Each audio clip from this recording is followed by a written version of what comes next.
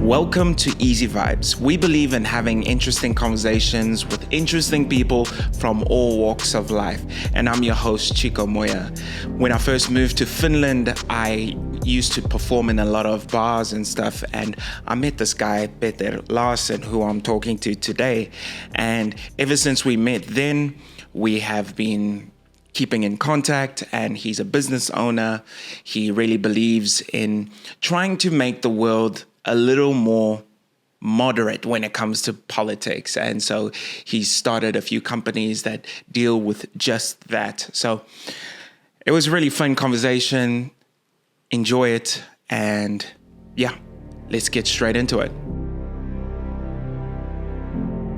Well, Petu, hello. Hello. Welcome to Easy Vibes. Thank you very much.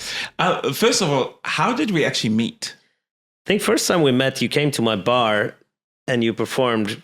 You contacted me and said you play gigs, and I think we got you there. So, but I can't remember what year it was. So, yeah, because I mean I've been in Finland for like 5 years, but it's so strange. Whenever I'm I feel like I was saying I was in Finland for 4 years for like 5 years, and now I feel like I'll be saying I've been in Finland for 5 years for like 6 years. I don't know. I don't even know. But it must have been like 3-4 years ago, I would say. Yeah. And then I think after I performed at your show, I think I played once like early in the day when your bar was still in a different place. Yeah. That's actually in 2019. Must have been, because it was in a different place. We moved in 2019 at the end of the year. Right. So I'm not sure actually. Okay, let's start off with some of your businesses, right? Okay. Because how does one just start a bar? That's a good question. I think it was in 2007. I was studying, and a friend of mine and me, we went to Ireland for a week, and that trip was actually just supposed to be a fun little drinking trip kind of thing. Yeah. As naturally it would be, you going to Ireland, right? During St. Patrick's Day and all. But then actually a lot happened, and I actually got really into rugby because the Six Nations was on, which is like the Euros of rugby with the best teams in Europe competing. And also you can almost say I fell in love with the Irish bars, the way they actually are in Ireland, because it's such a welcoming atmosphere and there's always someone to talk to, and it's like genuine. It's not just like any random Irish bar you walk into anywhere in the world, but it's actually very, very special. And I thought we need a bar like this in my hometown of Provoo. And then a few years went by, and then I just got a chance to start a bar, and I had been talking about it for a while as a little fun thing that I'm going to do one day. And then I got the chance to do it, and I took a sabbatical from my studies, and it still goes on after 14 years. What were you studying, by the way? I was studying first sports management, but then I changed to like international business, and then I ended up as a college dropout, you can say. Well, at least you went to college. No. Well, it's University of Applied Sciences is the right term for that. But yeah, and one thing led to another, and I ran the bar. It still exists. We moved once. We started a rugby team there. Wait, what? I've done a lot of things ever since, but it started with the bar. So the people that came to the bar, you started a rugby team with some of the people there. A couple of the people, but then we just organized the training session, and people showed up. That was actually, it's funny that you said it, because when we started just trying to get people to come to training, we hadn't actually planned to, start a team that competes. We just wanted to do something, something fun together. And that was actually like the first time I ever used Facebook to kind of try to get people along to something. What year was this? This was 2010 or 11, and it was like Facebook had already been existing for a few years here, but it wasn't like you could create events and stuff before. This was like the first time I organized something like that, and people did come along, and then it just grew, and like a year later we actually competed and played, and now we're still in the Finnish championship. We play every weekend almost, and really, I'm getting too old for it, but it's good fun. I used to play rugby, obviously coming from South Africa. Yeah, and there was a time where I really wanted to be professional. Yeah, I played first team rugby in my high school. And for people who are listening to this, first team rugby in a South African high school, that is like, I guess that's the way Americans view making the team in football or whatever. It's like, it's same thing. It's huge. And I really wanted to play professionally. But it ended up falling apart because my desire to play kind of died. But when I moved to Finland, there was an aspect of me that was like, hey, maybe I could find a rugby team or league or something happening here in Finland. And did you? Well, I went to like 2 practices. Okay. The first time I went, I just remember being like, yo, it's so fucking cold. It can be, but we play in the summer here, so it's not as cold as but I think countries. It was almost preseason practice or something, or it was maybe in it was the just winter. because I wasn't used to the cold. Yeah. But I just remember being like, yo, what the hell is up with this? Yeah. Well, as I said, we play in the summer here, but we train in the winter as well, and it can be very cold if you train outside. Could Finland ever get a do they have a national? Yeah, we have a national team. Yeah. How good are they? We play in the Conference North, which is we play teams like I've actually played like 12 caps for Finland, and we've played Denmark. What? That's all. What position? I play flanker. So most Finns probably don't know what that means, but let's just say did you tackle a lot? Did you try and steal the ball a lot? What kind of flanker were you? That's the flanker job actually, like tackling and carrying and stealing balls. But I come from a background of sports, so I've always done a lot of sports, and I always as a kid I played football and ice hockey, and I kind of always liked football better, but I played hockey for longer because I was a stupid teenager thinking if I play hockey, I have a better chance of maybe playing like professional somewhere. But because hockey is smaller than football, but as a sport, I mean. What football are we talking about here? It's the real one. Not the American football, no. Right. But I always like the physicality of hockey, and rugby is kind of a mix between the two a little bit. So. But yeah, we played, the Finnish national team plays the likes of Denmark, Estonia. I've played Hungary, some places like Luxembourg. Fun places where you get to travel to that, you wouldn't maybe otherwise. So it's been amazing. I haven't played for the national team for like 3 years or so, but. That is awesome. I didn't know. Do you get paid?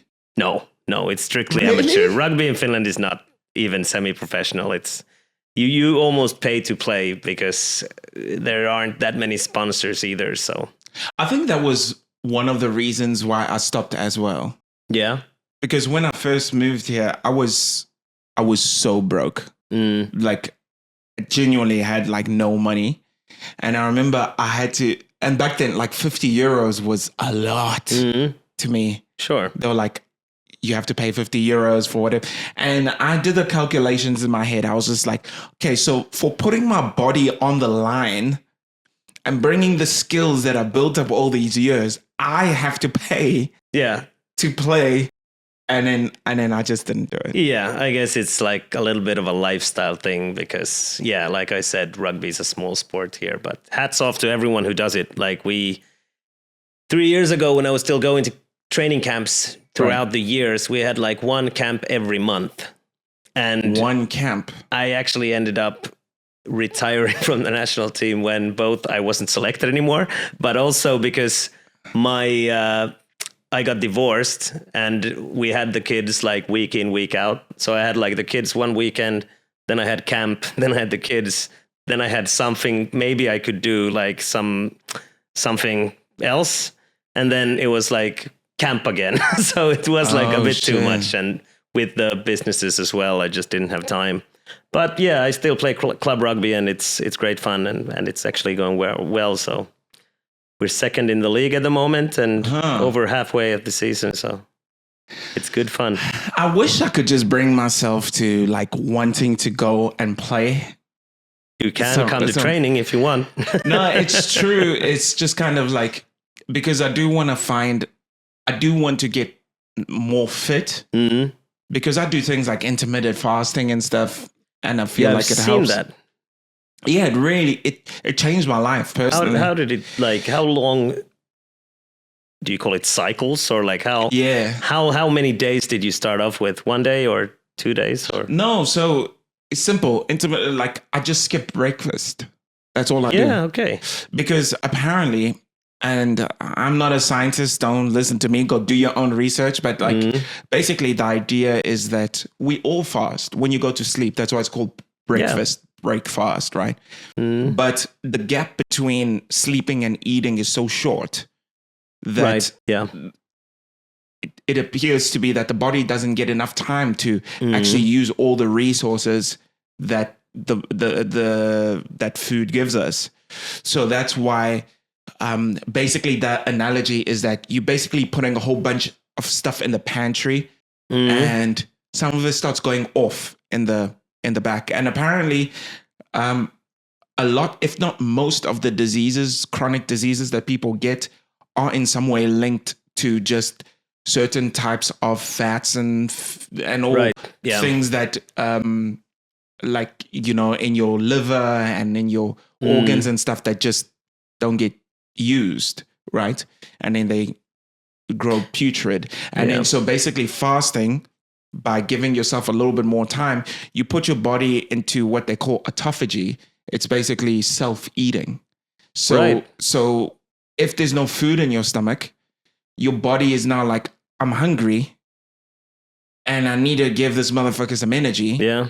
So it starts looking in your body, and the first thing it starts attacking is the extra stores of fat. Yeah. And if you fast for longer, the autophagy gets deeper. Like they say, then it starts going for broken cells in your body and that sort of stuff. So for me, it's basically like 16 hours. So if I stop eating at like 9 p.m., I'll only eat the next day at like 12. Yeah. Okay. So yeah. Someone said 7 to 7. Like you shouldn't eat between 7 and 7 or 8 till 8. Like 12 hours at least you should have with no eating. I actually never had a lot of breakfast. I've never been a breakfast kind of person, only in the weekends. But like, I don't really eat breakfast a lot. So, but to be fair, you can eat. You break. So in the mornings, I don't drink coffee with milk. So even a little bit of, a little bit of stuff can basically bump you out of the fast. Yeah, any sugar, I guess. Yeah, sugar, carbs. Carbs, basically anything. I mean, you can drink most sort of teas, I think, just without sugar. Yeah. So for me, when I wake up, I'll drink water and I'll drink black coffee. Yeah. And then I'll eat at like 12 or 1, depending, because I try and give like 16 hours. So if I ate really, really late, I'll probably the next day I won't eat till like later afternoon. Right. Yeah. Right. So I just try and give that whole gap. And then I found that it just helped me keep my body in shape. And also quitting alcohol also helped. But now it feels like just a normal lifestyle. I don't even feel like I'm like, ooh, I don't know. No, but there are still, back to the point, there are rugby clubs who are organizing trainings for like social rugby, just to have fun, just to go and have a run around. You don't have to like train hard and go all out. You can just go once a week or something if you feel like it. I kind of miss running. Yeah.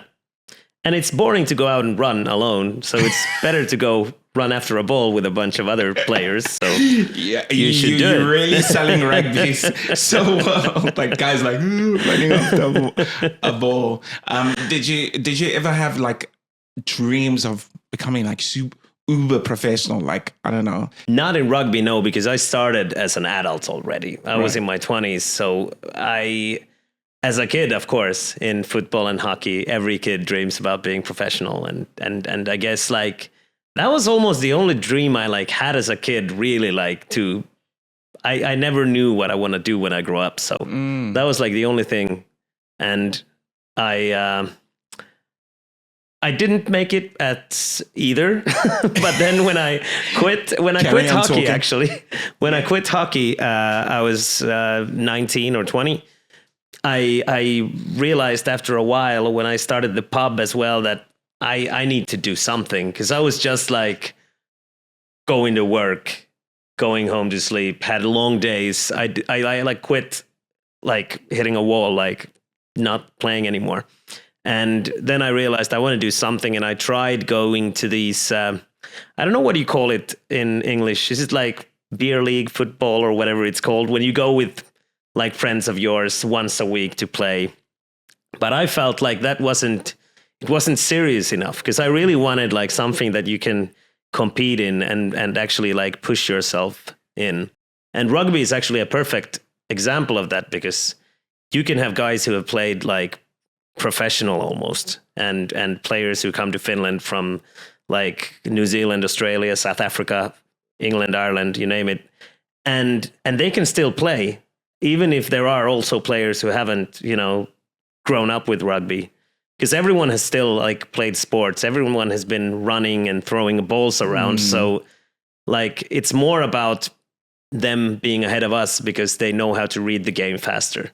Right. But it's still a great sport. Like, it's not like a Finnish ice hockey player would move to Australia and go to hockey training. And it's just different because there's so many aspects of it, like skating and stuff, that you can't do unless you've played all your life. So rugby is different in that way. Are Finns in general, I know obviously Finns on the international level when it comes to ice hockey are quite incredible. But is there this vibe like the average ice hockey Finn who goes to a different country will probably do really well there? Is that? I mean, hockey is growing all the time. So like when I was small, I remember, we had like five countries in the world where hockey was really played like professionally. Now it's growing all the time. We have the likes of like Germany and Switzerland and Denmark and many others who are just like coming up the ranks and actually challenging those like older hockey nations. So it's actually getting better all the time throughout the world, I guess. But yeah. Do you watch ice hockey? I do. I don't watch sports as much as I used to do, because I don't know, I don't have time anymore. But I still watch the big competitions and big games. What is it about life and feeling like the older you get, the more that phrase begins to appear in your life? I don't have time. Well, maybe you start appreciating spending of time like in a different way. I don't know. Yeah. I guess so. And I mean, there's so much sport on nowadays as well. Like, there's as much as you just want to watch, you can watch everything. Yeah, I feel like it's everywhere, and I follow a lot of sports, but it doesn't mean I need to watch every single game. Did you watch the Olympics? I did watch the skateboarding yesterday when the Finnish 13-year-old girl went to the finals, and really, she finished 5th or something. 13. Was it an open division? I guess was it age? No, open division. She was the youngest one, but like I haven't watched that much, I have to say, like, of the Olympics. This was the most bloody controversial Olympics I ever remember. I agree. Can we just have one thing where everyone just comes together and have fun? You know what I mean? Nothing is fun anymore, Chico. That's the thing. Like, yo, You're talking about the opening ceremony and everything going on in everything the headlines. going on. Yeah. Like, it's just like, Yeah. like you had one job: unite the world, show French culture, Yeah. let people just come together and make it a celebration of sports. Mm. But straight out the gate, just like, yeah, we're going to enact this religious thing. And whether you're religious or not, in the actual Olympics charter or whatever they call it, there's a huge thing about not trying to discriminate against religions or any of that sort of stuff, right? And it's just, for me, I was just like, it makes no, like, why?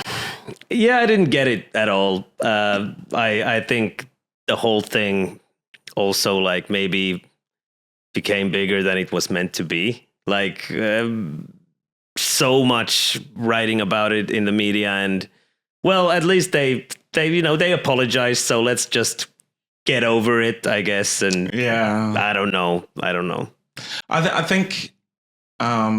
I think people feel so divided now. Yeah. And they take any sort of issue, because I even posted about it. I posted, I was just like, oh, why are they mocking Christianity? Like, what's the point of it? I lost around 1,000 something followers. Really? You did?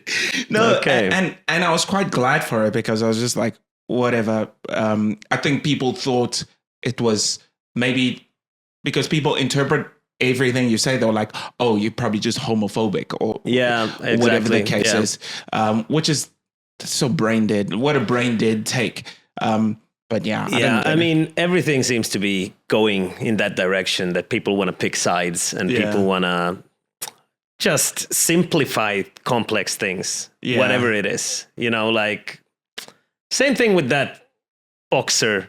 Khalif or something. Like, people don't even care about reading a full article. They just want to pick their side and write a lot about what's happening. It's like, it's actually what Critix, my startup, is all about, like trying to show the full spectrum, show people the full story by reading differing opinions and like diversity in thought as well as diversity in everything else. But I mean, I guess we can dive in that a little bit, because I even find myself emotionally being swayed by things I see, by titles, by especially titles of articles. It can be like, I don't know. A title can be like, Jewish person kills 5 people. And then you read and then you're like, oh, there was no Jewish person and 5 people didn't die. So what is the point of that? Like, I see things like that. Yeah, that's very like against the ethics of journalism. But right. But it's like the whole media landscape is very polarized. Yeah. And that's like what you're talking about. It's like the model of media is the more clicks you get, the more you sell, which encourages journalists to sensationalize. It's a hard word to say, but sensationalize the titles so that people would click them, and that brings us to clickbait and all the problems that we have in media today. And that's what we want to we don't want to solve the problems, but we want to be part of a small solution, right, to make the world a little bit more open and having people maybe discuss things and have a good dialogue instead of just picking sides and have an argument. So that's what we're doing, and there are so many other things as well that's wrong with social media and media in today's society, I guess. So basically, because obviously you can listen to a story. I mean, you can see an event happening, take Trump almost being freaking assassinated, for example, and you can read on one article, it says Trump trips and falls. And on another, it's like bullet bounces off Trump's head or whatever the case is. And I guess what Critix is trying to do is trying to put different articles from different political spectrums in one place so people can kind of and from different countries, different languages, like so you can choose what kind of preferences you want, what languages you speak, from which countries you want to read news from, just so you can actually dive in deeper and get the full spectrum. But it's hard because when you say that you're trying to do these things, automatically people assume that you only show the truth, or that you think that you only show the truth, when in fact the truth is a very complex thing to say, because it's all about perspective. It's all about how you see things, from which side of the story you read something. But I still think reading from many different sides is way better than just listening to how people talk on social media, or how someone creates a reel and just puts an image and some text, and you're not able to even see the source. So even if we show a lot of different kinds of news, in terms of, mainstream and public and independent and alternative media, like all the sides, there's still going to be a lot of bullshit there. We're not saying that what we're showing is the truth.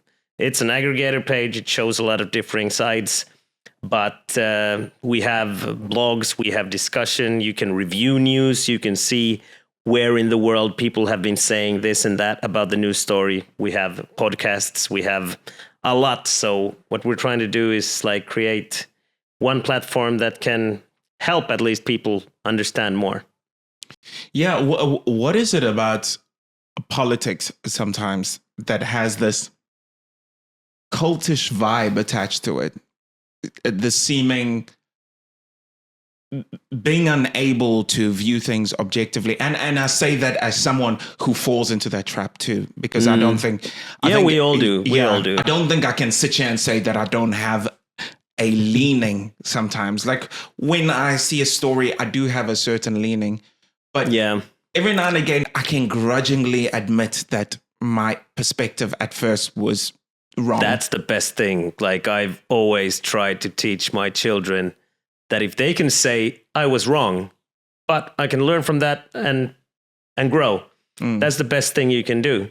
But it seems like in social media, that's the worst thing you can do. Like if you admit you were wrong, you're going to be labeled as something. And it's like a very toxic landscape in every way possible. And I keep mixing social media with media all the time because they get mixed up all the time now. And I think it's a very unhealthy thing, because when you think about it, when you look at social media, and now we have like a lot of news and media like being mixed up with what you see about your friends or some hockey team or rugby team you follow, and some trailer for a new movie, and then an image of your friends. It's like there's no balance there. You see all your friends only showing the best parts of their life and saying how happy they are and how everything is so amazing. And then you see the news that are saying that the world is pretty much burning and everyone is going to die. And it's like, there should be like some balance there, I feel. And I think young people, especially, they've grown up. Like my kids have grown up with a lot of extreme things happening, like in terms of what Finland used to be with COVID and the wars going on right now. And like very, very, pretty much like terrible headlines with a very bad, like the future is not looking very bright if you only read the headlines. So I guess it's everyone's, we all have like some, what's the word? We need to teach children to not believe in everything they read and be like a bit critical towards media as well. And same thing with social media. I mean, it's not very healthy to just see how well everyone's doing when it's not real, when everyone has problems, everyone are sad sometimes, but then you only show the positive sides. So I think that's something that education is in an extremely important role when it comes to elementary schools and so forth in Finland and everywhere. Yeah, I mean, like, I was actually just thinking about this the other day. I am so glad I didn't grow up in the age of social media. Yeah, like, me too. I missed, like, Facebook came out, what, 2005 or something? Yeah. Oh, I remember creating my first profile and just being like, this is stupid. Like, you know? Yeah. But I'm so glad I had that period of time where the world was as big as what my eyes could see. Yeah. Yeah. And that was it. And we're kind of the last generation who had that. Right. I guess, like, I don't know which year ended up being the year when everyone had social media, or like the generation that grew up, like maybe around 2000, I guess, when they grew up to like 7 years or went to school. Yeah. Everyone already had smartphones. So I guess, like, being born in the 90s is like luxury in a way. Yeah, I think so. But, like, you know, because my mind is split up. On the one hand, I'm like, we need more people to be adding positivity into the world. Yeah. Without being fake and lying. Just like you said, like with social media and stuff, there is, and it's correlated with negative effects of mental health. Like when you just see normal life to this brother looks like flying around the world and he's got a beautiful girl on his arm and that's life. I'm not necessarily talking about that. I'm just talking about like just genuine added positivity. And on the other side, I'm like, how do you accurately diagnose what the issues are? Like when it comes to the Olympics, as an example, to accurately diagnose, like, okay, what are the issues here?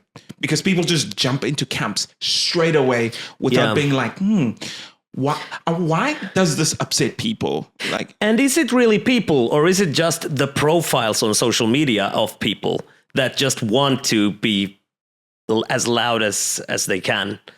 Possibly. Because it sometimes feels like people just want to be super dramatic on social media, whereas in real life, they may not even care that much. Like it's sometimes, at least I'm not blaming anyone, but it feels sometimes that when you look at, you know, the headlines that say like the people of social media got really angry when this happened. And then you end up reading what the article is about. And it's actually just, they pick a couple of comments from something someone tweeted. And it's, again, like about clickbait and just getting a lot of clicks. So, but then again, I will say, I feel like although social media is not a real place, I'm beginning to feel like more and more it's beginning to become its own little world that some people live in that world longer than others during the day. Yeah. But I think it's becoming its own thing. And like, I know I keep using the Olympics as an example, but like, think about this. Some people, when they view that, they view it as a degradation of society. Yeah. Some people view it as a movement in the right direction of society. Yeah. So when you see the opening ceremony, I know it was just a short bit, and you see that naked blue guy dancing, some people will be like, yes, acceptance, love. Yeah, that's great. And some people will be like, I've got my kids. What is going on? You know? I didn't sign up to watch the Eurovision. Because it reminded me a lot about the Eurovision. Because nothing against the Eurovision, but the Olympics is like an old thing and shouldn't be the same. The Eurovision is weird. I only just discovered Eurovision. You did? It's weird as hell, but I kind of like it. It's fun. But the last one, I'm sorry, I did not like Finland's entry. Yeah. I'm sorry. You're talking about this year. Yeah, this year. Yeah, it was No, kind of Gario was cool. Yeah, they tried to Like- copy him and make another version, I guess. It seemed like I don't that. know. It made Finland look like a joke on the world I didn't stage. get it at all, but No. yeah, I didn't get a lot of songs there, but it's True. Yeah. I didn't. It's a lot of like, it's all its own little thing. I don't know. Did you see the demon chick, the Norwegian chick? Yeah, I did. That was actually kind of scary. Yeah, I know. I remember there was a part of the song that was kind of a vibe. But I don't know. It just seemed like you couldn't even watch that without being inundated with a bunch of drama and that sort of stuff. Yeah, it is. There's a lot of stuff like that happening, but it's like when I say that social media seems to be very much controlled by people who may not care as much as they seem to care online. I mean, do you think anyone really, after the show was over and they wrote their comments online about what they feel and had their arguments together, do you think anyone was actually sitting furious at their house, being like angry, like, why did they do this? What are you talking about? For instance, the whole like mocking of Christianity. I know there is like a lot of people who probably didn't like it, but is it really a big thing? I mean, I think from what I've seen, I think there were some people who were genuinely upset. Yeah. Because I feel like in some people's minds, religion holds a different place in people's hearts to the point of course, politics is beginning to take some of that. But for some people, that's a very sacred Of course. and for that to happen on the world stage, I think I can understand the frustration. But to your point, a lot of the time, I do wonder. I'm like, bro, are you really upset about that? Like, do you really just want to be offended of something? And I'm not talking about you now. I'm talking about like in general people. But of course, probably some people can be offended. But in many cases, people just want to show that instead of being defensive, they want to be offended. Yeah, no, it's true. And it's kind of like, because the group of people who it's kind of like a reversal, right? Like there's a group of people who talk about acceptance and all this sort of stuff all the time and not offending. Like I'm talking about like what people call woke or whatever. Yeah. Like that's their whole kind of vibe. That's their whole drive. Like online people have lost their jobs for saying things that you're not allowed to and whatever. Yeah. And that same group seemingly didn't mind offending another group of people. Yeah. I think a lot of the frustrations that happen nowadays, and it's stupid, but I understand, is usually just like, oh, when we did that, you did this. Yeah, I know what you mean. I know exactly what you mean by that. And I agree with that. Like, you should, what's the saying? You should act towards everyone else like you want them to act against you, or however it's said. Yeah. How is it said?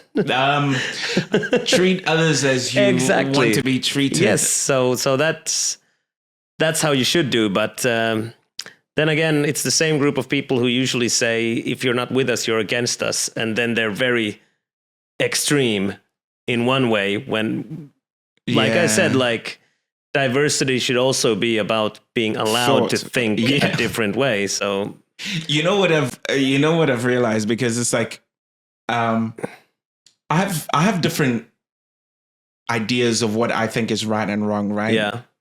Different vibes. Sometimes I'll agree a little bit more with the conservative side. Mm-hmm. Sometimes I agree with the more kind of liberal woke side. Yeah, one thing I realize, both can be dumb as hell. Like both can be mind-numbingly just stupid. Yeah, it's the same with politics. Everyone can Yeah, be that's what I stupid mean, sometimes, and like in Finland we have so many parties, but I still feel like some parties are right when it comes to one thing, and then the other party can be like. I can agree with many different parties, so I hate labeling myself as something. And same goes with this. Like I agree with many things that are conservative and many newer, like more liberal things as well. But I think today people really want to label you as something, and people want to pick sides, and it's a bit dangerous because instead of like wanting to learn and being interested in why others think in a different way than you want to judge them and just cause like a lot of noise. Yeah. So I think that's a huge problem. And like you said, everyone can be dumb sometimes, including you and me. So Yeah. we should maybe be a little bit more open to diversity in every way. I used to not really care about Finnish politics Mm. because it was boring, which was good. Mm. Exactly. You But realize now- that now. Yeah. Yeah. But now I'm not quite sure. Like, there's so much about Finnish politics, maybe because I miss so much because of the Yeah. language barrier and whatever the case is. But politics anywhere. I'm talking True. about like all over the world. It's True, becoming very, very polarized, right? Yeah, and so much anger everywhere, and like very little positiveness. Because like at the end of the day, I want to believe that people are genuinely good, and people usually want to live in peace with their loved ones in a free country. That's what we all want, right? And we may have different like perceptions of how to get there in terms of how we should pay tax or how we should do this or that. But at the end of the day, people are genuinely good. So we have the odd Jeffrey Dahmer every now and then, but like Holy shit. Yeah. Most people are good people, and I like to believe that. you like people to get along because they all want the same thing at the end of the day. Yeah, but So- I mean, I believe that, but I feel like and you can correct me if you disagree with me or whatever, but like I feel like you're getting an influx of a viewpoint, especially in the West, that the West is terrible, and you need to basically break it down. That the history of Western countries is intrinsically more evil than any other people. And it's like, and even when it comes to Finland, online, the way some people talk about Finland, you would think, I'm like, wait, are we talking about the same country? Yeah, sure, you might not like the government or whatever, but What do you give me an example? like, for example, what would be a good example? Let's talk about, for example, when the whole Israel-Gaza thing conflict first started coming out and whatever, and then online you started getting an influx of young people going online talking about how the West is the cause of most evil, and that which caused people to begin to literally support. You had people online supporting Hezbollah and Iran, like the Iranian regime, who the people themselves really hate, right? People in Western countries supporting that sort of worldview, where it's kind of like, it just kind of makes me, and these are a lot of young people who are going to like grow older and come into sort of power. Is that just a natural thing of young people? Like, I've spoken to people in my DMs about some of the stuff about, I don't know, say racism in Finland, where they talk about how it's the most racist place and it's absolutely terrible and that sort of stuff.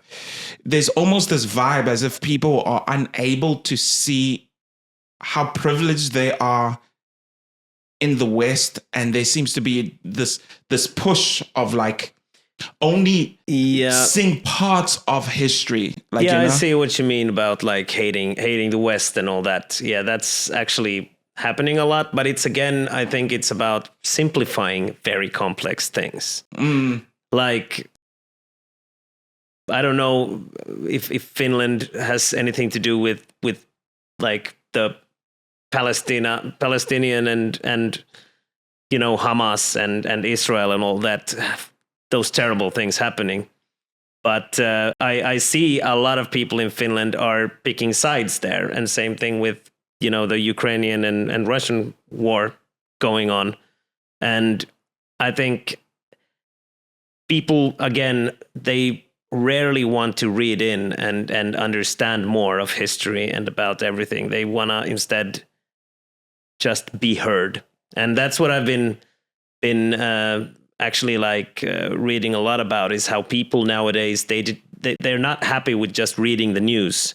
They want to be a part of the news, and they want to be heard, and they want to react, and they want to be part of movements much more than before, which might actually have to do with like religion being a lot smaller. Like, people aren't part of religion anymore in the same way as like 100 years ago. So we feel like people still feel the urge of being part of something. Yeah. And that could be one reason why you take very strong sides against something, or like pick sides with someone else. So like, I don't know. I'm not the right person to sit here and talk about the war in these countries. I mean, that was more of just a throwaway statement. Yeah. Like, not necessarily want to get bogged down in that conflict, but it's just this general sentiment about it. Like, I feel like when I went to Norway, right? It was so strange because most people that I spoke to, whenever they spoke about their country, most of them had such a positive view about their culture, their whole thing. Like, there wasn't this self-hate about, like, you know, when you talk about to Americans, more often than not, there's a bunch of self-hate about America's history or whatever. Despite it depends on who you talk to, though. It does depend. It's a lot about where they're from and what kind of backgrounds. But more often than not, they would be young. Yeah, young probably people have very vibrant color hair or something, like, and they hate everything about America. Yeah, it's true, and it's a lot to do with this woke culture, that you should stand up against everything that is not right. And for some reason, you connect that with our country has done a lot of bad things in the past. And we are the reason of slavery and whatnot. And that's why we should all hate our ancestors or something. So it's like, I guess many things are actually the cause of the same problem. I'm not saying the woke is the problem, but it simplifies a lot of things. And the whole, if you're not with us, you're against us saying is something I really don't like, because you can be discussing things and being of differing opinions and still get along. So yeah, I think so. I think the answer to all of this personally is, regardless of everything we said, some people will agree, disagree, whatever. I think the best thing you can do for the world is to bloody enjoy your life. Exactly. And that's why I have a bar. You should go to a bar and just sit down, have a drink. It can be a non-alcoholic drink too, but just meet someone you don't know and talk to them. It's real. I'm serious. It's true. I love going to bars because you can meet anyone and you can talk to anyone, and it's actually very nice because you don't know anything about who you're going to meet, and you can still have a really nice time and learn that people are genuinely good, like I said. Yeah, no, I agree. And I feel like when you talk to people face to face, you'll find that you probably agree with them on most things. Yeah. In general, unless you meet the Dahmer type of people. You're like, I like steak. He's like, me too. And you're like, Why did you say me too like that, bro?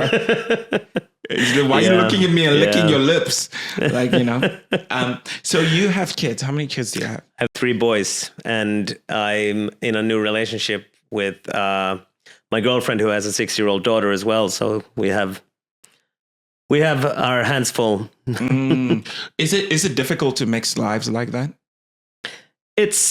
Of course, it's not easy always, but we actually done. I think we're getting along very well. But yeah, it's always different because you don't have like the same kind of. We've always been together, everyone, and then things change. My oldest son is 18, so he doesn't live at home anymore. Away by that. Yeah, we were 19 and 18 with my ex-wife when we had him. So. Wow. So, but yeah, it's new, it's different, but it's very normal nowadays. So you get by and you get used to it, and yeah, because I don't have kids. Yeah. Yet. Mm-hmm. And I just got a girlfriend.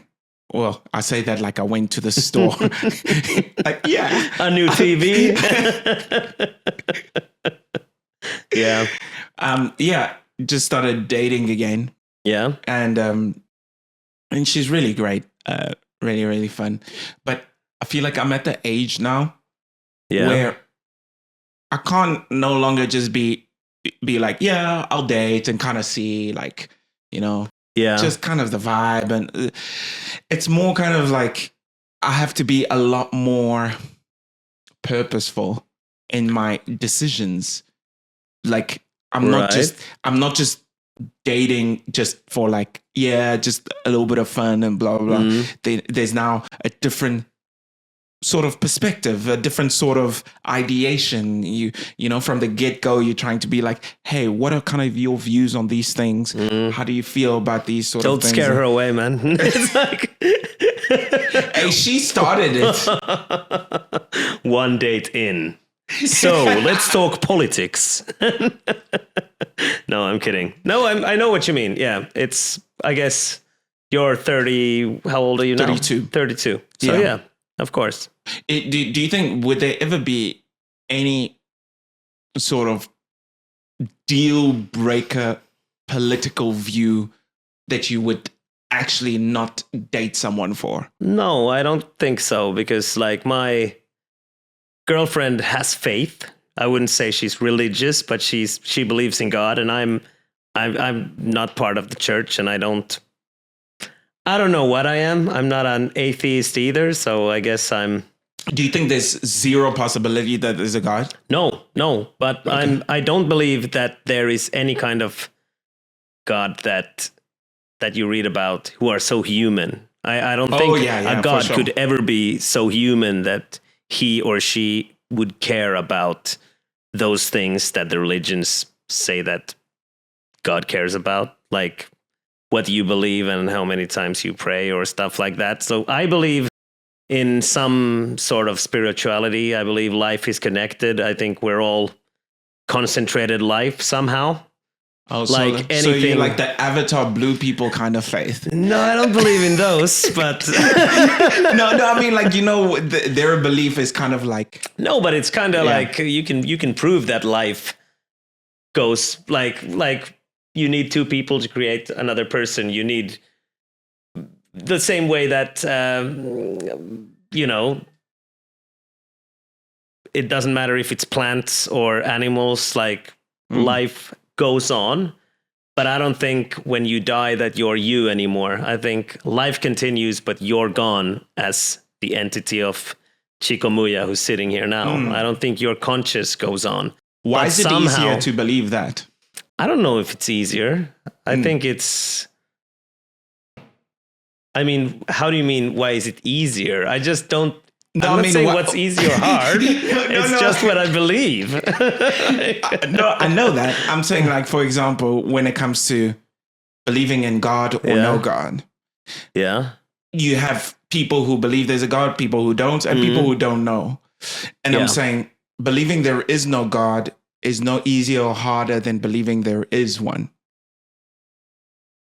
It kind of depends, I guess. Maybe I'm Maybe. Wait, no. I'm too, maybe I'm so spoiled, living in Finland where everything is pretty safe and great. True. That's True. why I don't,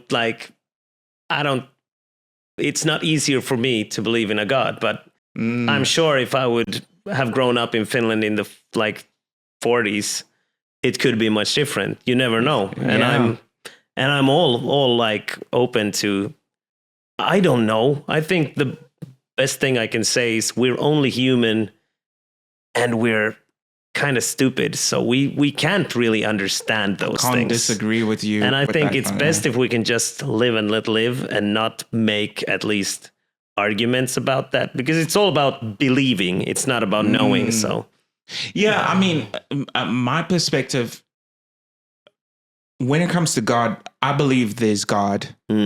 For sure. I'm still kind of, and I believe more specifically that if there's God, it's probably the God of the Bible. If I were to guess, simply because, I don't know, I think a lot of the Finland itself was built off a Christian foundation. A lot of the countries that have some level of democracy and whatever, you'll find most of them have that foundation. It seems like, it seems like there isn't really, of course, there's been issues and that sort of stuff. But in general, that's even the stuff where we said that, hey, treat others as you want to be treated. That's from the guy Jesus. It is. Right. But it's also from Islam. It's also from, I don't think it's there though. It is there. It's in the Quran as well.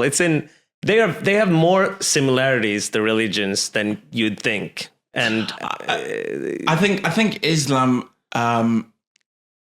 it's definitely different. Yeah, but they have the same saying. Is what I'm saying. Like, for example, but it's a bit different. Yeah. I think the biggest difference is that dude Jesus. That's I think the whole Bible, you can read the Old Testament and that sort of stuff. And I think there's a lot of that in the Quran. Yeah. And even in the Torah and that sort of stuff. But where I think the biggest shift is Jesus, basically. Yeah. That's kind of the biggest kind of thing where it's like, blah, blah. But that's besides the point. I think what I'm more curious about and what I've noticed is that people had this idea that removing religion is good for the world. That when the Richard Dawkins and the New Atheist, remember there was that whole thing about, because there were some really messed up things that Christian people did or religious people did or whatever. And like Richard Dawkins and all these people are like, remove religion. God is dead, Yeah. And it worked. A lot of Christianity, when Sundays, when families would go together and spend that time, that's declining. But has it been better for the world? I'm not quite sure. I think it's going in waves as well. Like, didn't the Renaissance have the same thing when people didn't want to believe as much in religions and what the governments say? They want to be free spirits and think for themselves. And that's that kind of thing that happened and hundreds of years ago. But I don't know. I'm not for or against really religion. I think it's something that people should keep to themselves, to be honest, as much as possible.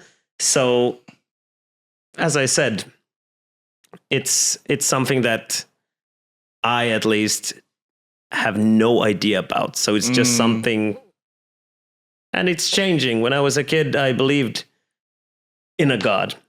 But now I don't think it's something I can call a God, because I think it's something so much more. I think there are definitely life somewhere else in the universe, in many, many places probably. I think there are, like, we have 5 senses as people. I think there could be millions of senses that we don't really have. So how could we understand these things? I think that's like, it's very, very, very early, unless we develop a lot more as a species to even. I think I view I view religion, I can view it in a spiritual way, but that's on the one side. But on a sense of how it's able to bind people together on a level that's deeper than just me, I think it's really good for humans to not feel that they're the center of the universe. I think it's really good to, and of course, some people can kind of get there without believing in a God or whatever. But I feel like if everyone kind of believed in the sense of there's something bigger, there's truth out there that can be reached, that we can try to pull down. I think that's pretty good. Like, for example, a lot of the biggest science breakthroughs were created because some people believe that, like, okay, if God created me and I've got a rational thought and he created the earth and the universe, that means there's a rational way to understand the world and the universe. And that's how a lot of like really notable scientists, like Newton, for example, like he believed that, an apple falls from the tree, and then from the basis of there must be something that intelligent to, because otherwise there's no reason why if everything was just by chance, there's no reason. No. Yeah. I think there's a reason, but I just don't think I can understand the real reason. Oh yeah. I'm not saying I understand. No, I was just. I don't need I'm not saying anyone's right or wrong, but I just don't believe in those stories. I think they're very, very much fair enough. They may be like symbolizing something else, and people have probably changed them along the way a lot. But still, I guess I don't know if the word is an agnostic when you don't know. Isn't that like to say, I don't know and I'm okay with it? I think I'm kind of a little bit in your camp. Yeah. I do lean a little bit more the other side simply because I grew up in that place. But okay. Sure. Do you have a conspiracy theory that you kind of jokingly, it's probably not true, but that you kind of like, for example, for me, I believe that, I believe it's a conspiracy theory that humanity's progression in sciences probably wasn't as linear as we thought. That the earth is so old that if there was a civilization that was like 1 million years ago, we wouldn't even know it. Of or course. Whatever the case is. So I personally... A lot of scientists would hate you for this. Have you realized that? If you go online and you read about this, what's his name? The guy who's actually... Graham Hancock? Yeah, exactly. Oh, I love Graham Hancock. With the everything regarding like the pyramids and a lot of caves that are like... doesn't make sense. They should be older than... I kind of have to say that I haven't read enough about this to awesome. say if I believe in that or not. I know I have a few friends who are really into this, and they say the same thing. Yeah. And the same thing about like the pyramids could be batteries. Like they could be used as batteries. Like a lot of things like this who knows? Yeah. But I think definitely everything regarding the history of Earth, there's so many gaps that we don't know.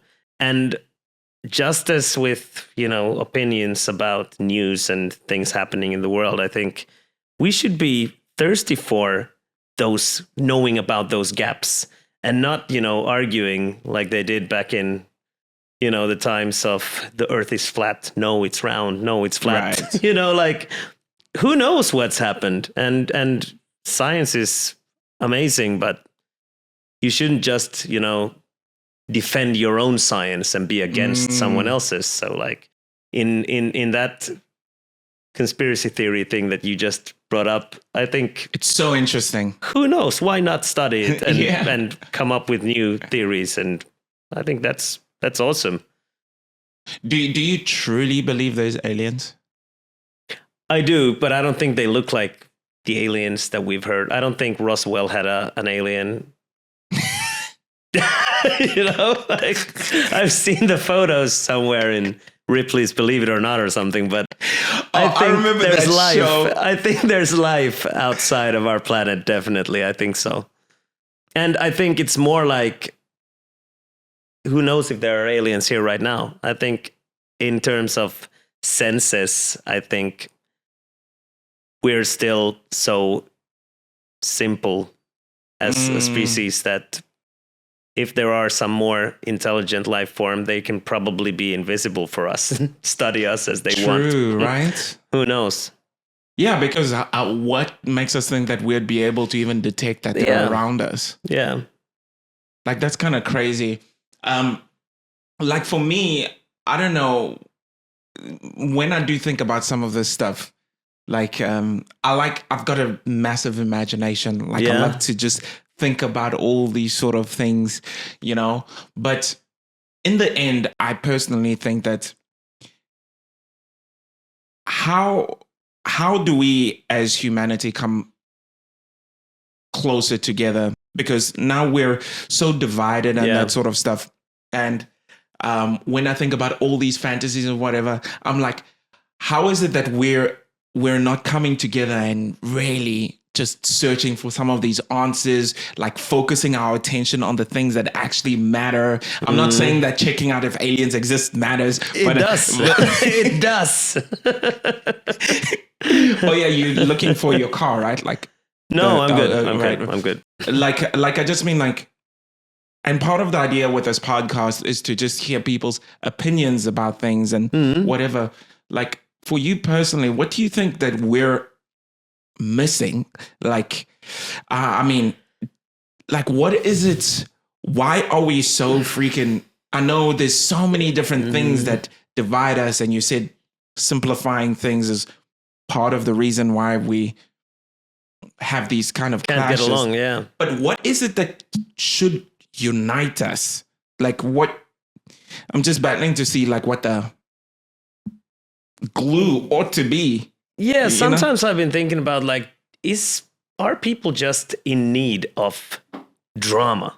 Is it something that we really, as like people, just need something bad to happen every now and then so that we can be happy for a while again, and then something else needs to happen? I have no idea, but yeah, something needs to happen. And I'm sure the result is not in TikTok or on social media. What, really? You don't think the answer's on TikTok? So I think we're looking more about, like, we should be looking for solutions, just like you asked. What can bring us back together instead of just focusing on the things that definitely don't. Yeah. So I really don't. I don't know right now.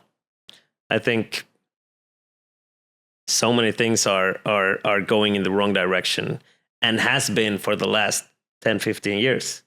So, but do you think everyone kind of says that in their time? I'm sure a lot of people have said that. Well, I'm not arguing that. Yeah. I just mean, like, people always think, I'm sure there's certain things that were better. Like in the 50s and stuff, I'm sure almost in the US at least, like most workers, wait, am I thinking right up? Like post World War II. Yeah. Like when the boomers were around and whatever.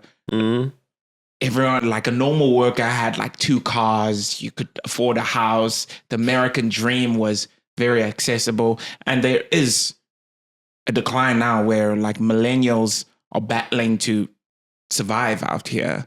So I guess some of those things have gotten worse. I think things have developed so fast since like the internet really took over, and when social media took over from there, and everything changed so fast that I don't think we can really keep up and know what's good for us and what isn't. And you know, with AI, the same thing.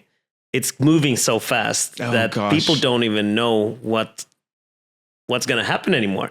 And only a small friction of the population actually understands exactly what's happening. So I think a lot of these things have been just developing so quickly that the educational system, the political system, nothing has been able to keep up with that. And now we may see a lot of great things, amazing things happening through, the development of the internet. And same thing is going to happen with AI. Are you positive or negative about AI? I'm both. Right. But I am still, I mean, there's a lot of negative quick effects happening already. Like people's jobs are taking, but that means that they can come up with new jobs, because technology has always taken, what's the word? Technology shouldn't take jobs, but it should take tasks from people. Same thing during the Industrial Revolution. People were angry when machines started taking over, when in fact it actually made people happier when they didn't have to work in the same way in factories and doing very, very hard labor and things that weren't really good for people to do. So, but yeah, of course, there's so much that comes when it comes to artificial intelligence that I don't understand what it actually could become. Yeah. Like public AI, when AI starts speaking to AI and you let it all loose. It reminds me of some Matrix. movies. Yeah. Like, I think where it's kind of weird is people always thought that the jobs that will be first to be taken will be all the manual shit. Like, you know, you won't need to wash your house anymore because there'll be a robot that will do that. But it turns out the musicians are kind of looking like, yo, bro. Yeah. Have you tried those apps? It's crazy. Yeah. It's not really like, you can't really create your own music very well, but it creates music that you don't really know is AI. So it's pretty amazing. And it's also weird because it's like it starts raising weird questions. Like, do you actually own your voice? Like, where have you signed that you own your voice? Yeah, exactly. And also things like people are like, oh, AI is just copying. It's not as simple as that. It's in the same way that us humans might listen to many different songs of our lifetimes, and then we write a song and it's been affected by what we've heard before. Yeah. It seems like AI has that same sort of learning capability. Yeah. Yeah. So that makes it kind of dodgy then. Yeah, and like everything you can do now, like when we're talking about the fun parts of, I call it the fun part of AI, when you can make your own, like, just even if I'm no musician, I can still like tell it to make a song in a certain way, and then ask it to change this part and change that part, and even write the lyrics myself. It's a fun thing you can do. And same thing with like videos now. You can actually ask it to make videos. Some of those are creepy though. But imagine like maybe in like, I'm going to say 10 years time, but it's probably going to be a couple of years maximum, when you can say like, hey, create me a movie, which is here's like the plot. Here are the actors, could be actors that have been dead for 50 years. And then this and this happens, and it makes you like a full movie. It's probably going to be something we're going to do in the future. You know, I don't know how I feel about that, because think about it. Like, I've got this friend, he enjoys making AI photographs. Like, he puts different prompts and it's like different looking people. And, you know, in the beginning, it was kind of like, hey, this is kind of cool. And he did the same thing with like paintings and whatever. Yeah. And especially when it came with paintings, whenever they send one, I'll be like, yeah, it's kind of nice. But the moment someone sends me a painting that they actually made, because I'm a human and I understand the time and the meticulous nature of creating something, and the value I place on it is based on the skill that was built over time. It's based on the amount of time that was used to make it. And it has a different feel to it. So when I watch a Christopher Nolan film, I know that they spent years writing the script, creating the shots that are perfect. Some of the shots were created by accident because maybe the tripod was a bit weird and whatever. And that adds to the gravity of the story for me. But if I'm like make Sure. a movie and it just makes of course. then if it adds It's never going to be as great. Of course not. I'm not saying that. But I'm saying I think it's still going to be a tool that's going to be used for so many things. Even the pros making movies or music are probably going to use it for many, just to win time and to do things easier. Make it easier for yourself.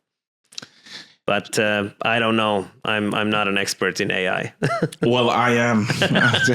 So what is it?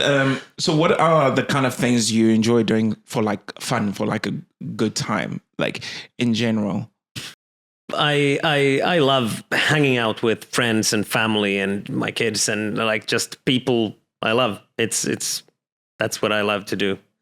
It can be playing rugby or doing something else, but I like doing a lot of different things. Traveling is one of the best things you can do, but of course you can't do it all the time. I have a friend of mine who actually does these workations because his job never requires him to be at one location all the time. I kind of have to be physically where I work at least like a lot. At least like a few times a week. So it was Critix bar.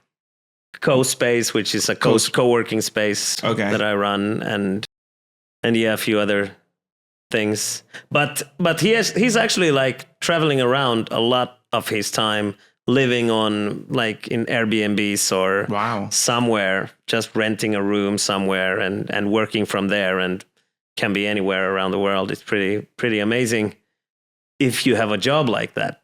But I don't know. I wouldn't like to do that. I mean, for me, sounds a bit exhausting. A vacation is a vacation because you don't do it all the time.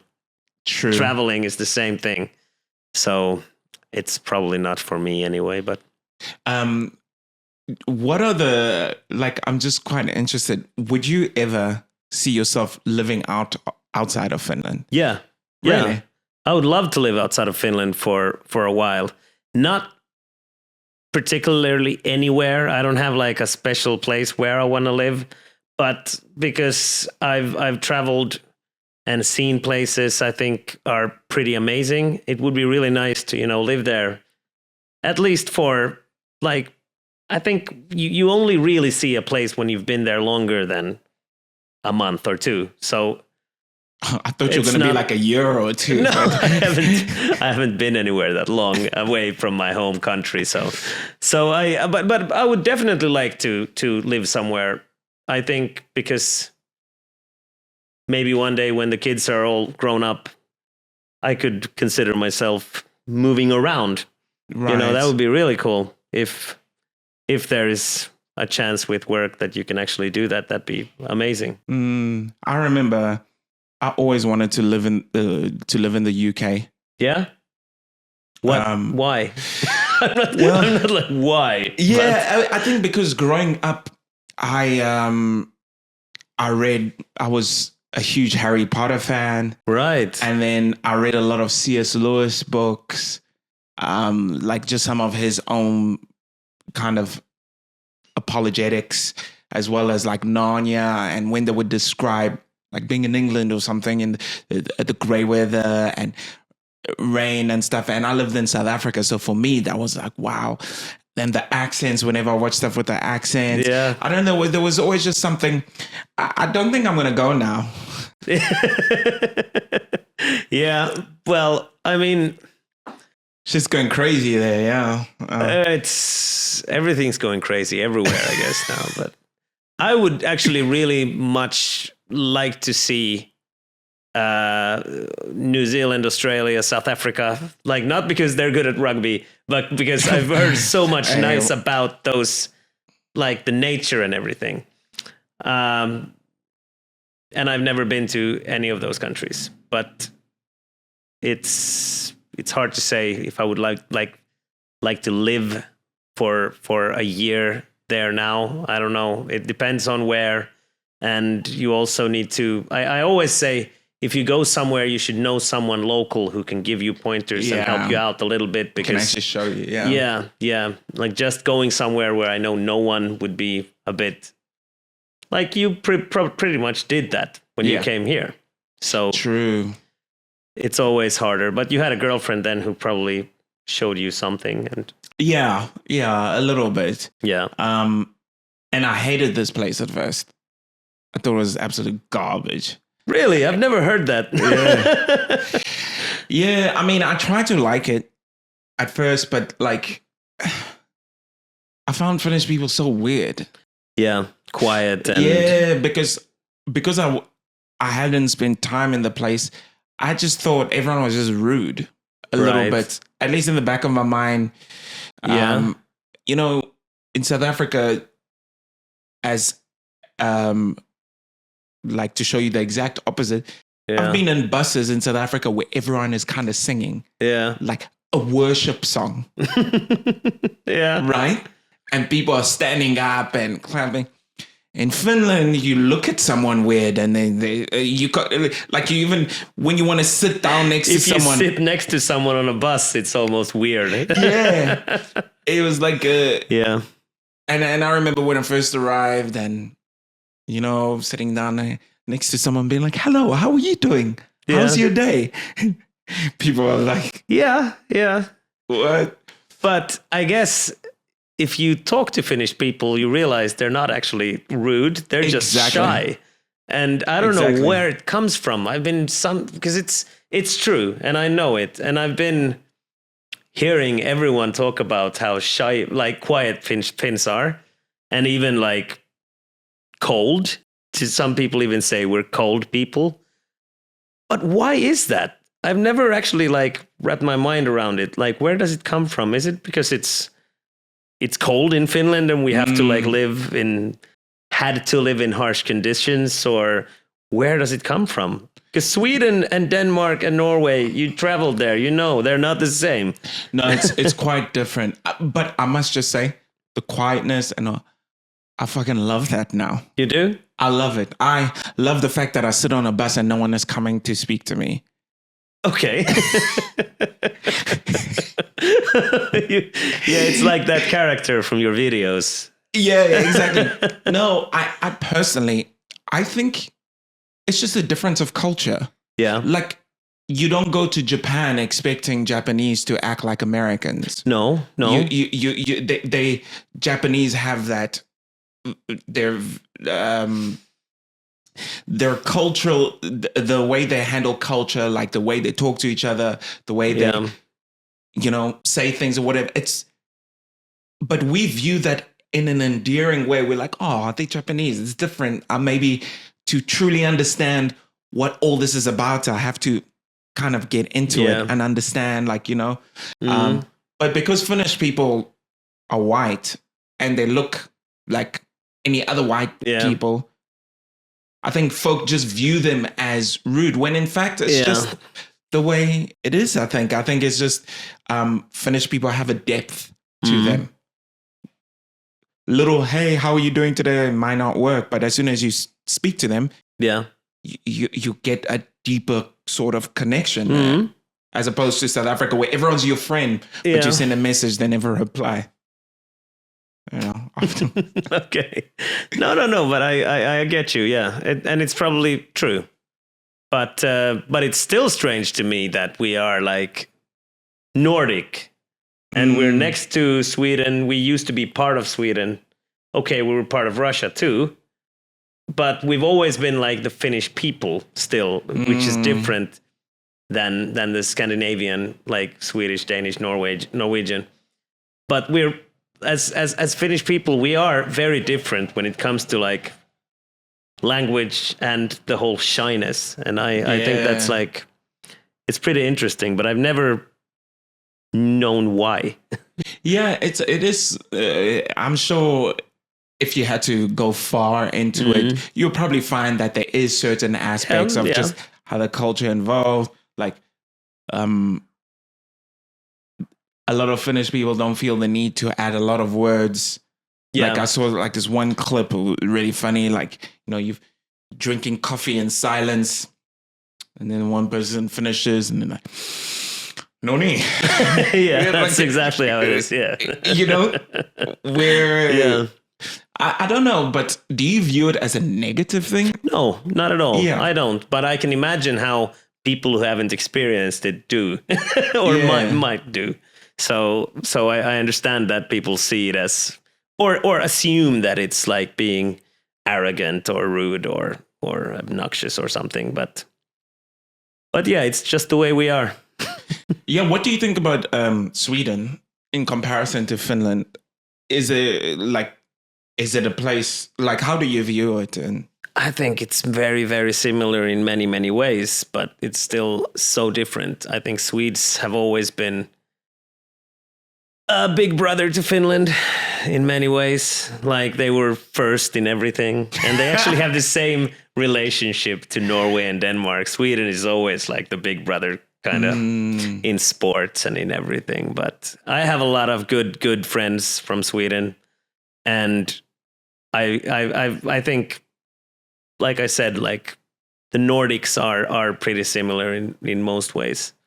So I don't really have a lot of negative things to say about any Nordic country. I think they're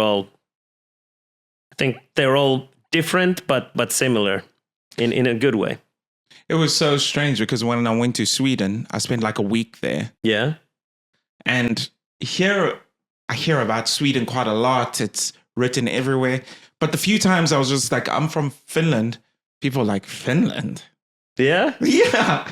Like, yeah. I just actually, I know what you mean. And it was on the news, Finnish news the other day that like on the boats to Sweden, only Finns go to Sweden, but the Swedes don't come to Finland. So they asked like, why? And someone said like, yeah, it costs as much to go to Greece.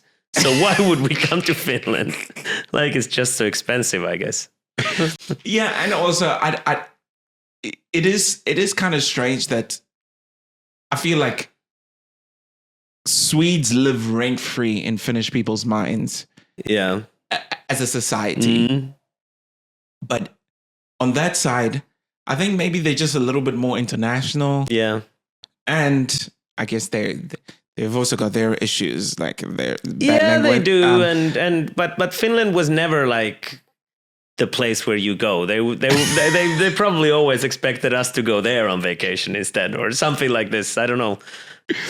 But that's what they actually said on the news, is that many Swedes have like a very conservative view of Finland, and they think of Finland as I'm sure like many Finns used to think about Estonia, like in the 90s, when it was just got its independence and it was still like a country rebuilding after the Soviet Union and the war and everything.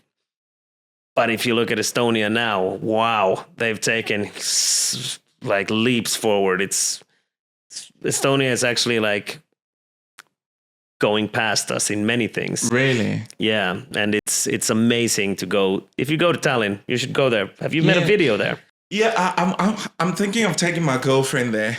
You should. Just going and spending It's really nice, and the attitude towards like companies there and entrepreneurship and technology, startups, everything is like, it's amazing. And yeah, that's something I wanted to ask you about when it comes to companies and that sort of stuff. Where is Finland at in terms of when it starts companies? Are they going the more international kind of route, or is it still very much like, yo, you only speak Finnish?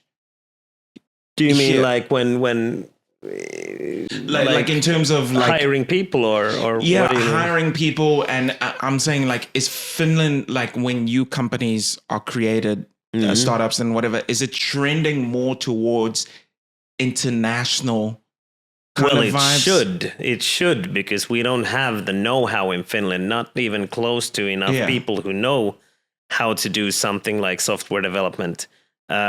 We need more people here anyway to Finland. We need more immigration. We need the so-called smart immigration, where we get people here to actually work. And it's very, very hard to hire Finnish people for like a startup, for instance, unless it's your friend and you start a company with that person. But I don't think that's a negative thing at all. I think it's really great if we can get people to move to Finland. But the problem is that Finland is a great country. We have very good things here.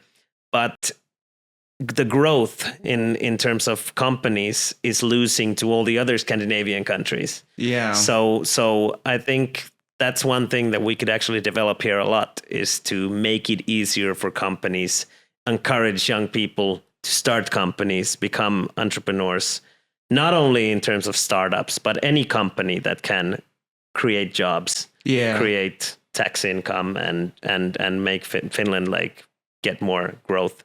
I think, isn't that, I need to remember the language that was being used, but isn't that something the new government was trying to implement on companies here, where they wanted to increase the export of companies, and then by doing that, that would correlate with the benefits that a company gets or some shit like that. I can't even remember. I don't even know. There's been a lot of different things, like talked about and done, but it's pretty tricky with the current government because they want to get the companies to thrive, but still they have some parties there who don't want any immigrants in Finland at all. What is the vibe there? Is it like, it's pretty messy, I guess. Do they make a distinction between the different, because I know a lot of frustration, even with average Finns, there is frustration with this idea of, they look at Sweden and some of the things that happen with like asylum seeking there, and benefits and whatever. And I know it's just a small portion of people compared to what is actually happening. Do they make a distinction between that and quote unquote smart immigrants? No, I mean, I didn't mean smart. Like, smart immigration is actually that you get people to come to Finland. You don't place them all in one place and give them like, hey, there's your neighborhood, and then true. That's like stupid immigration. That's like how Sweden has made, I guess. Yeah. And I'm no expert here, so I may say things that aren't true now. But that's the whole podcast. That's the whole podcast. We don't know nothing. We just talking. That's good. That's good. But there are a lot of like problems in Sweden, South Sweden especially, where they have these like rumors say that the cops won't even go there because it's like so violent and so much criminality and that's in Stockholm, but like in Malmö and these places down south, they have like very, very bad neighborhoods. And I guess that's because they did very bad like decisions during the times when they've taken refugees and helped people, but still they haven't really done it in the right way. And I think it's not either or again. It's not like either we do that or we take no one to Finland to live. There is like smart immigration where you can take immigrants, but you don't refugees. Sorry, not immigrants. You can help refugees, but you can maybe place them in a smarter way in different places, and you can help people to come to Finland to live, and you don't have so much bureaucracy where it's very hard to come to Finland and work unless you're from the EU.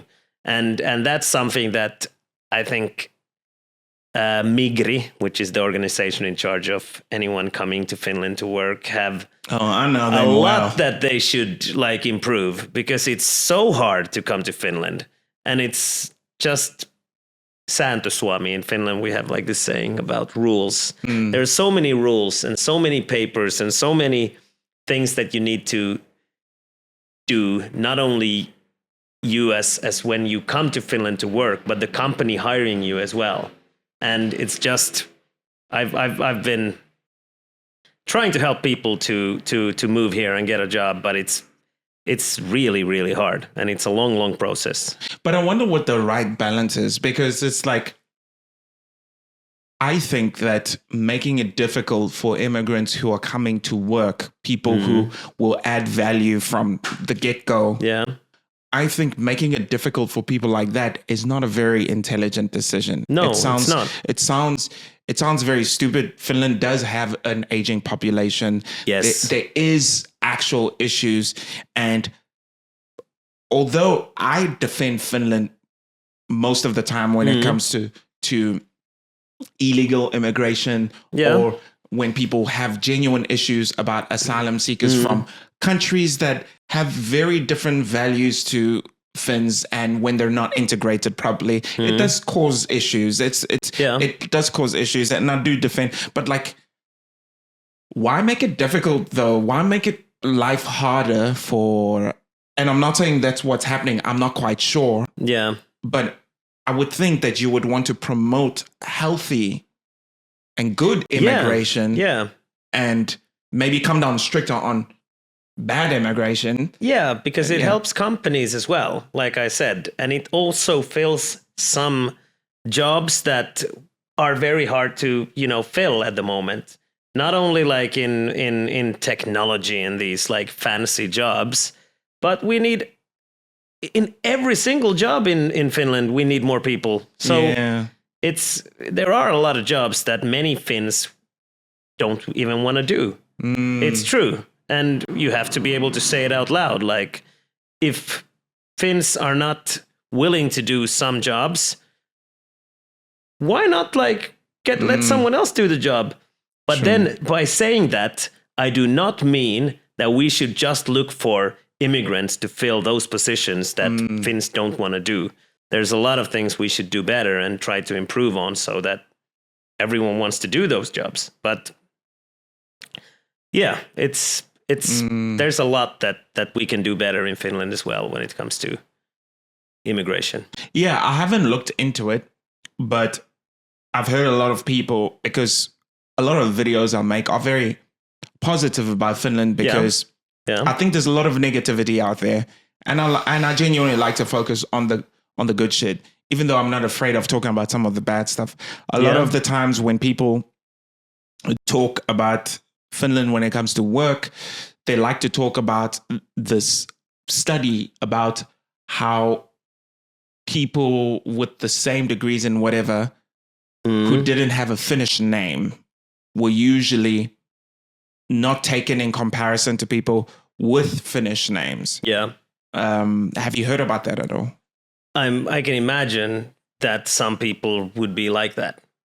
Probably has to do with insecurity or their own backgrounds, or if they don't speak English or if they're not sure if that person actually speaks good English. I've never had that problem, because most people I've hired during the years are either, well, I would say it's probably 50-50. Right. Like I've hired a lot of people who are not Finnish, and they've been like from all over the world. So I've never had that problem. I usually hire the person based on what they can bring to the company, what kind of people they are, and I don't care where they're from or how they look or what religion they're part of or anything like that. But I guess maybe like older people than me, maybe people who are used to just hiring Finnish people have that kind of a threshold too. Or then, I don't know, maybe they're just not used to having anyone who's not Finnish on their team, and they think it's like a good thing to have a Finnish person there. Right. I see why you created a company like Critix, because I see the way you try to break that down. Yeah.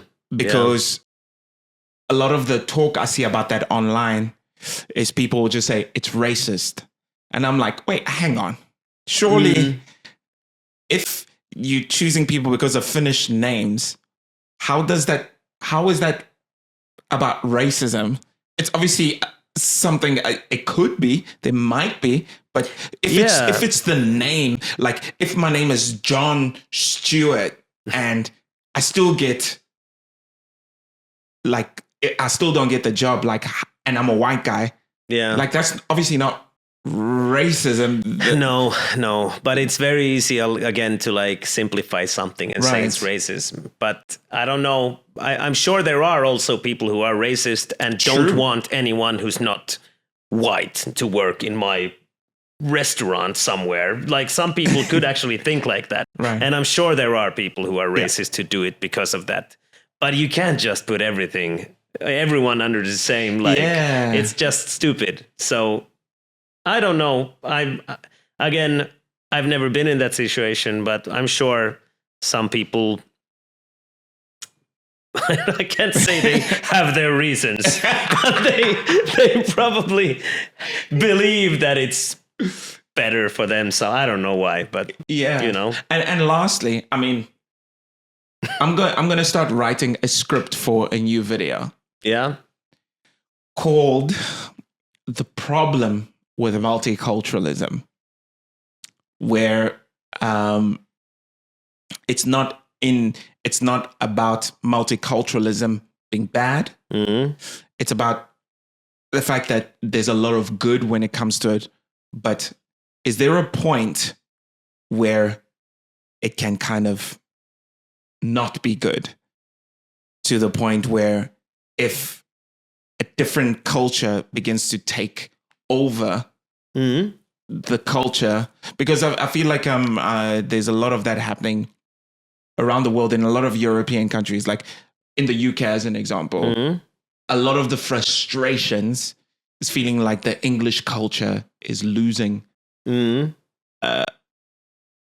Englishness, I guess. And I'm not talking about like the way people look, but mostly like you know, and I'm just wanting to figure out if there is a place, would we be angry if Japan, I use Japan as an example because it's a bastion of, hey, it's a cultural place. It's its own thing, right? Yeah. If I go there and I'm like, I want to make French culture a vibe here. Like, they would never, you know, they would, but why is it that when places like Finland or the UK or whatever are like, hey, we want to, they're like, no, you're racist. Well, who are they though? It's again something that you read online and you read in the media. No, people saying, the politicians and the laws being put in place, right? Yeah. It's like, it's not, it would be fine if it was just people talking, but like for there's literal there laws. Needs to be, I know what you mean. Yeah. So it's like, I'm wondering, do you think, what do you think about that? Do you think it's a blanket good? Do you think that there can be reasonable boundaries, or like I think there should be some boundaries. I think the people should always be allowed to vote, firstly. And I think the country is going to be more and more globalized all the time. I think that's something that we can't stop anymore. Yeah. It's something that's already happening. The whole like multicultural societies we live in is going to happen whether we like it or not. It's growing all the time. But maybe more I would try to focus on how to still keep the old like cultures alive, how to still like not make everything just into like a mass that everything's the same, everything's a mix, everything's, you know, a bit boring. Like it's important, I think, that we have the old culture alive and we have old habits and you know, like everything related to culture. So of course, everything can go wrong in one way or another. And too much of anything is usually bad. And if you just focus on everything should be as mixed up as possible, it's gonna become that exactly. So I think it's a lot to do with knowing the difference and teaching the young people the difference between what is racist and what is just discussion. Yeah. And so true. It's stupid, but it's unfortunately those things that needs people's attention. That is awesome. And I guess finally it's just where can people follow you? Like what you wearing the Critix shirt? Yeah. It's if you want to support Critix, if you want to try out the app, we have the Critix app out on the App Store and on Google Play. We're on Instagram. We're on all the social media platforms that I just spoke shit about. We're on all of them. And you can give us a follow, try the app out. I have a bar in Porvoo called Old Town. You're welcome to have a beer with me. Yeah. Awesome. Thank you for having me. Thanks for having me. Thanks for being on with me. Thanks for having me. Sweet. Thanks, Chico. Cheers. Yeah.